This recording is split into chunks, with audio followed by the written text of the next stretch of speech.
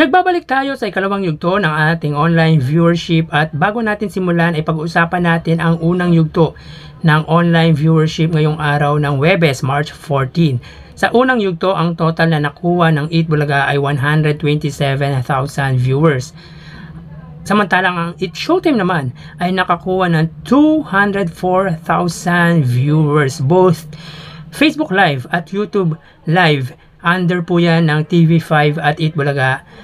At pagdating naman po sa Eat Showtime, under po yan sa ABS-CBN Entertainment at ABS-CBN Eat Showtime. So kamakailan nga ay nagbigay ng hint si Anka Vocable Star Vice Ganda sa opening ng Eat Showtime at sabi nito na may nabalitaan daw sila from the management, basta hindi niya tinuloy. So masyadong cryptic ang statement ni Vice Ganda. Ito na ba yung nababalitang paglipat ng Eat Showtime sa main channel ng GMA Network para palitan ang nabakanting airtime na hanang pinakamasaya ng Tape Incorporated? So marami kasing ibig sabihin ang statement ni Vice at alam naman natin na usap-usapan din na mapapanood ang ibang program ng ABS-CBN sa All TV Network na pagmamay-ari ni Manny Villar. Magkaganon man, saan man mapunta ang Eat Showtime ay tatangkilikin pa din ng madlang people. Pero isa lang ang tiyak ko, kahit mapunta siya sa GMA or sa main channel ng GMA ay mahihirapan pa din silang tibagin ang longest running noontime show na Eat Bulaga ng Tito Vic and Joey. So magandang labanan yan dahil mas malawak at mas malaki at mas malawak ang reach ng GMA kesa sa TV5. Magandang labanan pa rin yan pagdating sa pananghaliang programa. At malalaman din natin ang totoong sagot sa hint na yon ni Vice Ganda. Ating alamin ang online viewership ng dalawang bigating noontime show. Para sa Eat Bulaga under TVJ Facebook page na may 2.1 million followers at sa Eat Showtime naman na may 17 million followers.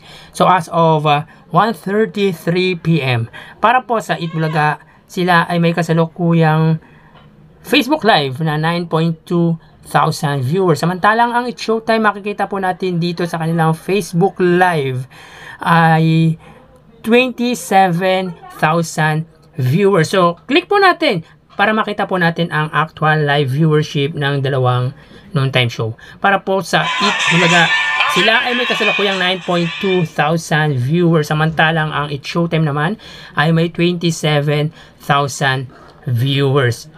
So ulitin po natin, makikita po natin dito na ang segment ng Eat Bulaga ay ang Sugod Bahay Mga Kapatid. Samantalang ang Eat Showtime, ang segment nila ay ang Especially For You. So kahapon po ay nag-overtime po ang Eat Showtime at na-miss po nila ang tawag ng Tanghalan Kids. So mangyari po ulit kaya na mag-overtime ang Eat Showtime. So tingnan po natin mamaya. At ulitin po natin, para po sa Eat Bulaga, sila ay may 9,200 viewers.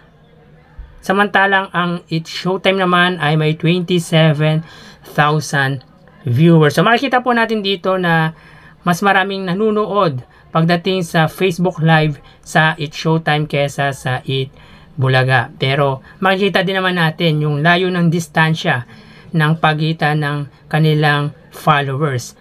Ulitin ko po, ang Eat Bulaga ay may 2 million followers, samantalang ang Eat Showtime naman ay may 17 million followers. May nagsasabi na hindi daw sa followers yan or sa subscribers, sa dami daw po ng nanonood. Again, sa paniniwala ko, mas advantage pa rin po ang maraming followers at maraming subscribers kesa sa kakaunting followers at subscribers. So mapunta tayo sa YouTube channel ng dalawang TV network. Para po sa Eat Bulaga, under po yan sa TV5 Philippines na may 1.7 million subscribers. Sa ABS-CBN naman, under ABS-CBN Entertainment YouTube channel na may 47.1 million subscribers. So as of 1:35 PM, ang TV5 sila ay may 45,000 viewers.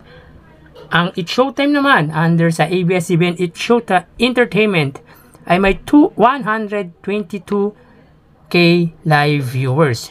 So ulitin po natin, as of 1:35 PM, ang Eat Bulaga under TV5 ay may 45,000 viewers. Ang It's Showtime naman under ABS-CBN Entertainment ay may 122,000 viewers. So makikita po natin dito na ang ABS-CBN Entertainment ay mas ahead kesa sa TV5. So mapunta naman po tayo sa main YouTube channel ng dalawang bigating noontime show para po sa Eat Bulaga under Eat Bulaga TVJ YouTube channel na may kasalukuyang subscribers na 873k subscribers. Samantalang ang It's Showtime naman under sa ABS-CBN It's Showtime na may 2.04 million subscribers. So as of 1:37 PM, ang Eat Bulaga sila ay may kasalukuyang 50,000 viewers. Ang It's Showtime naman ay may 97,000 live viewers. So ulitin po natin, as of 1:37 PM para po sa Eat Bulaga sila ay may 50,000 viewers. Ang It's Showtime naman ay may 97,000 live viewers. So makikita po natin dito na ang It's Showtime ay lumalaki ang live viewership pagdating sa ikalawang yugto ng online viewership. So ang total na nakuha ng Eat Bulaga, both Facebook Live at YouTube Live, ay 104,000 viewers. Samantalang ang It's Showtime naman ay nakakuha ng total na 246,000 live viewers. Again, both Facebook Live at YouTube Live ng dalawang bigating noontime show. So yan po ang lumalabas sa kanilang online viewership as of 1:38. At bago natin tapusin ay humiling ako na pakisubscribe ang aking YouTube channel. Pakiclick ang bell notification icon para lagi kayong updated sa mga bagong video na ilalabas ko. So mamaya ho, magbabalik po tayo. Nagpapaalam na po muna ako. Thank you and God bless.